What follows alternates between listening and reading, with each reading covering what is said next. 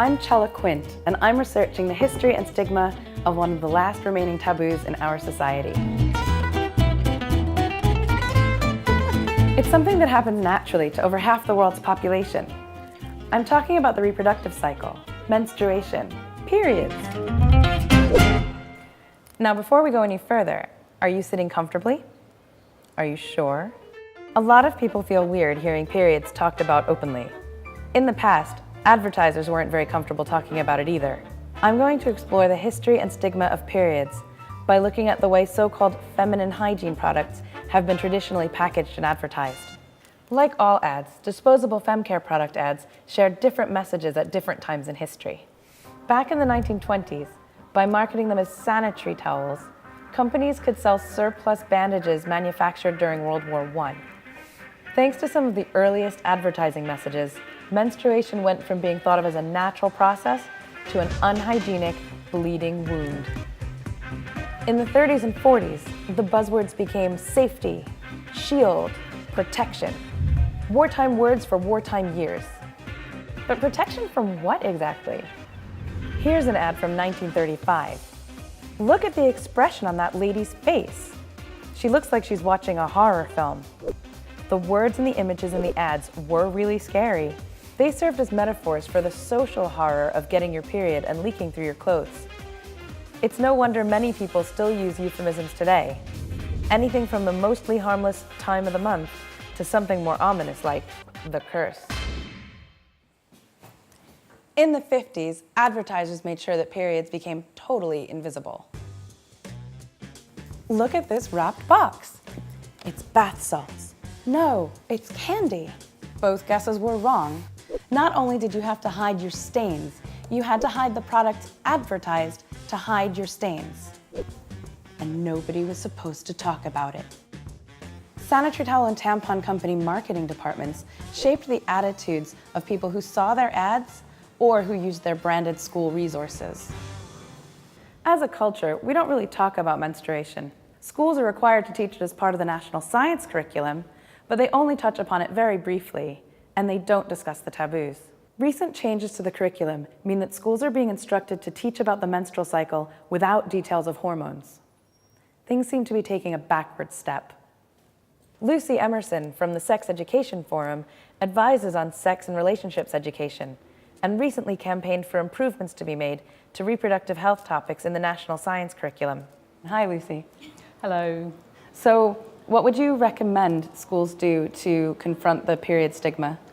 My first bit of advice would be to start early enough before children have experienced puberty and started their period, and then make sure the teaching includes boys as well as girls and covers a lot of things about different products and changes to the body, and essentially teaches the correct names for genitalia, because without basic body science, you've got nothing to build on.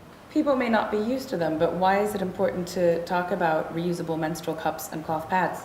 It saves money, it's good for the environment, it's one of the choices out there, and with any bit of sex education, it's about informing children and young people about what's out there, letting them make choices, giving them answers to factual question, and talking about their feelings and views on different aspects of growing up as well.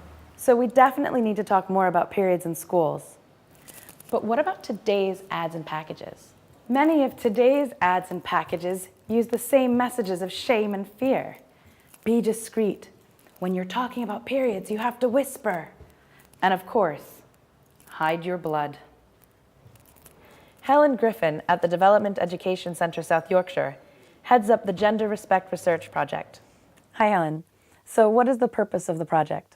The Gender Respect Project is inspired by the 1 Billion Rising event, and its big aim is to challenge violence globally through challenging gender inequality and helping children and young people in school to become aware of gender inequality issues. So what have you found already? We are finding that issues, particularly around body image, are really important to children and young people, or they are feeling restricted in one way or another. Would you say there are unwritten rules about how boys and girls are expected to behave? Girls particularly kind of really bound by sort of very strict parameters of what they should be as a girl. Society's sort of dominant view of them as sort of objectified, really, so passive. If you're not happy in your own body, which is part of you, inescapably, then that's going to affect how you see yourself as a whole person. In my research, I've noticed that the language used in the ads from the past is the same as the language used in modern ads. How could this affect someone seeing those now?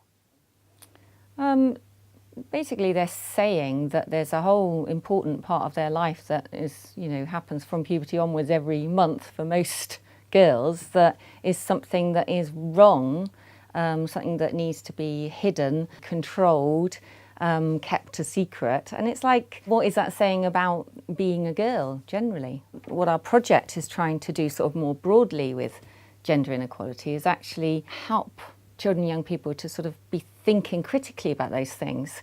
Looking at how it's seen by society and analysing those kinds of adverts and saying, giving a bit of perspective for young women.